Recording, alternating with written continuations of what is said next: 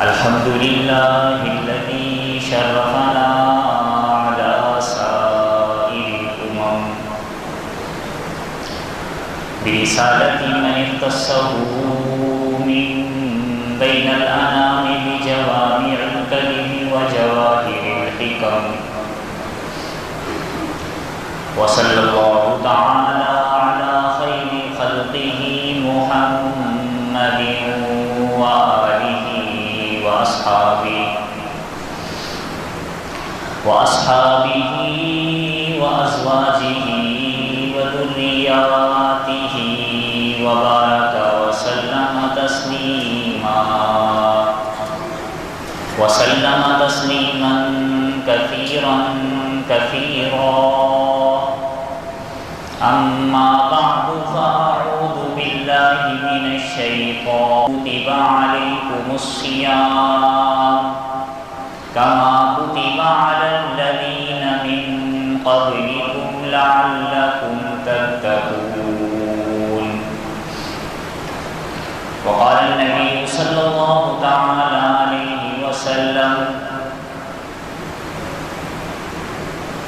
إذا دخل رمضان فتحت أبواب السماء وغلقت أبواب النار وسلسلت الشياطين، أو كما قال عليه الصلاة والسلام.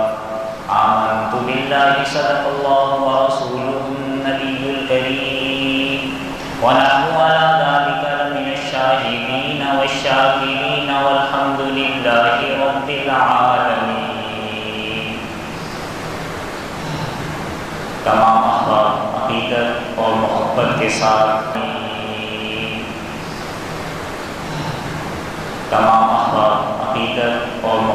ساتھ درود شریف کا نذرانہ پیش فرماتے ہوئے قریب تشریف لے آئیں. اللہم صلی علی محمد وعلی آل محمد کما صلیت علی ابراہیم وعلی آل ابراہیم انک حمید مجید. اللہم بارک علی محمد وعلی آل محمد کما بارکت علی ابراہیم وعلی آل ابراہیم انک حمید مجید. اللہم صلی علی محمد فی اول کلامنا. اللہم صلی علی محمد فی اوسط کلامنا. اللہم صلی علی محمد فی آخر کلامنا. میرے واجب الاحترام، قابل صد تعظیم و تکریم میرے معزز محترم بھائیوں، دوستوں، بزرگوں، آپ حضرات میں سے اکثریت مجھ سے واقف ہے، میں یہی کا مقتدی ہوں، اور مجھے آپ کے سامنے یہاں بیٹھے ہوئے جھجک محسوس ہوتی ہے، کیونکہ استاد محترم حضرت مولانا مفتی ایاز صاحب میرے استاذ ہیں، اور جو کچھ حضرت سے سیکھا ہے انہی میں سے چند ٹوٹے کلمات: بافضیلت مہینہ، باعظمت مہینہ، رحمتوں سے پرنور مہینہ، مغفرتوں سے بھرا ہوا مہینہ، اللہ کے عظیم فضل و احسان سے ہم پر جلوہ گر ہے، سایہ فگن ہے. اور رمضان مبارک کا پہلا عشرہ، جس کو رحمت کا عشرہ کہا گیا، اولہ رحمت، یہ پہلا عشرہ اختتام پذیر ہونے والا ہے. آج غالباً 8واں روزہ ہے، ختم ہونے والا ہے. ابھی شروع ہوا تھا رمضان المبارک، یہ پہلا عشرہ اختتام پذیر ہونے والا ہے. پتہ ہی نہیں چلے گا دوسرا عشرہ کیسے گزرے گا، آخری عشرہ کیسے گزرے گا. ہم اپنے گریبانوں میں جھانکیں، ہم دیکھیں، ہم اپنا محاسبہ کریں، ہم سوچیں کہ اس رمضان کا آخری عشرہ کیسے گزرے گا، ہم اپنے گریبانوں میں جھانکیں، ہم دیکھیں، ہم اپنا محاسبہ کریں، ہم سوچیں کہ اس رمضان المبارک کی برکتیں، فضیلتیں، رحمتیں، مغفرتیں ہم کتنی حاصل کر رہے ہیں اور کتنیوں سے ہم محروم ہو رہے ہیں۔ اگر تو ہم حاصل کر رہے ہیں تو اللہ کا شکر ادا کریں، کمیاں کوتاہیاں ہو رہی ہیں اور بلا شبہ ہم اگر نماز بھی پڑھتے ہیں تو کمی کوتاہی ہوتی ہے، ہم اگر روزہ رکھتے ہیں تو کمی کوتاہی ہوتی ہے، ہم اس کا اقرار کریں اور اللہ کے آگے توبہ و استغفار کریں اور آئندہ کے لیے عزم کریں کہ جو چند گنتی کے لمحات ہیں، جو چند گنتی کے رمضان المبارک کے دن ہماری زندگی میں ہیں، یا اللہ ان دنوں کو، ان لمحات کو برکتوں کے ساتھ، رحمتوں کے ساتھ، ہماری مغفرت کے فیصلے کے ساتھ اللہ گزارنے کی توفیق عطا فرما، آمین۔ میں نے خطبے میں آپ حضرات کے سامنے سورہ بقرہ کے 22ویں رکوع کی پہلی آیت مبارکہ کی تلاوت کی ہے۔ اس آیت مبارکہ میں اللہ رب العزت نے رمضان المبارک کے روزے، ان روزوں کا تاریخی پس منظر اور ان روزوں کی غرض و غایت کہ کیوں فرض کیے، ان کو اللہ نے بیان فرمایا۔ میں تھوڑا سا آپ حضرات کے سامنے اس کی وضاحت کر کے پھر اپنے اصل مقصد کی طرف آؤں گا۔ اللہ تعالیٰ نے قرآن مجید فرقان حمید میں ارشاد فرمایا ہے کہ یا ایھا الذین آمنوا، اے ایمان والو۔ یہ جو خطاب کا انداز ہے، یا ایھا الذین آمنوا، اس انداز خطاب کے ساتھ اللہ تعالیٰ نے کسی قوم، کسی مذہب کو خطاب نہیں کیا۔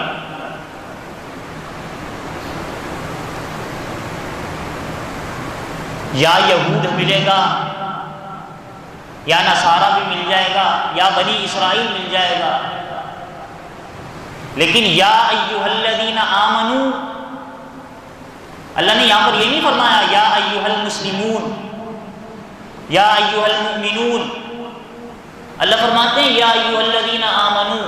علماء اور مفسرین فرماتے ہیں کہ یہ انداز، یہ خطاب اتنا پیارا، اتنا شفقت بھرا ہے، اللہ فرما سکتے تھے کہ اے مسلمانوں، اے مومنوں، لیکن اللہ یہ نہیں فرما رہے، بلکہ اللہ فرما رہے ہیں کہ اے مجھ پر ایمان لانے والوں، گویا مجھ سے ایمان کا وعدہ کرنے والوں، میری وفا باندھنے والوں، مجھے وحدہ لا شریک ذات ماننے والوں، اس کا اقرار اور یقین دل میں بٹھانے والوں، اللہ نے اس بات کا تذکرہ کیا۔ اور جب یا ایھا الذین آمنوا فرما کر اللہ تعالیٰ نے ہمیں ہمارا ایمان کا جو پیمان وفا تھا، وعدہ تھا، وہ یاد کروایا، اور اس یاد کروانے کے بعد، بات سمجھ میں آئی ہے نا؟ کوئی مشکل الفاظ تو نہیں ہے؟ وہ یہ وعدہ یاد فرمانے کے بعد اللہ رب العزت نے ہم سے مطالبہ کیا، مطالبہ کہ اگر تم مجھ پر ایمان لاتے ہو، میری وحدانیت کا اقرار کرتے ہو، مجھے وحدہ لا شریک ذات مانتے ہو، مجھ سے پیمان وفا باندھتے ہو، تو کچھ کر کے دکھانا پڑا۔ شریک ذات مانتے ہو، مجھ سے پیمان وفا باندھتے ہو، تو کچھ کر کے دکھانا پڑے گا۔ صرف زبانی ایمان سے کام نہیں چلے گا۔ کوئی مطالبہ ہے، کوئی آزمائش ہے، تھوڑی تکلیف بھی اٹھانی پڑے گی، تھوڑی ہو سکتا ہے مصیبت بھی برداشت کرنی پڑے گی، لیکن ذرا کر کے دکھاؤ، اس محبت اور عشق کے دعوے کا اظہار تو کر کے دکھاؤ۔ یا اللہ اس محبت اور اس عشق کے دعوے کا اظہار کیسے کریں؟ اللہ نے فرمایا کتب علیکم الصیام،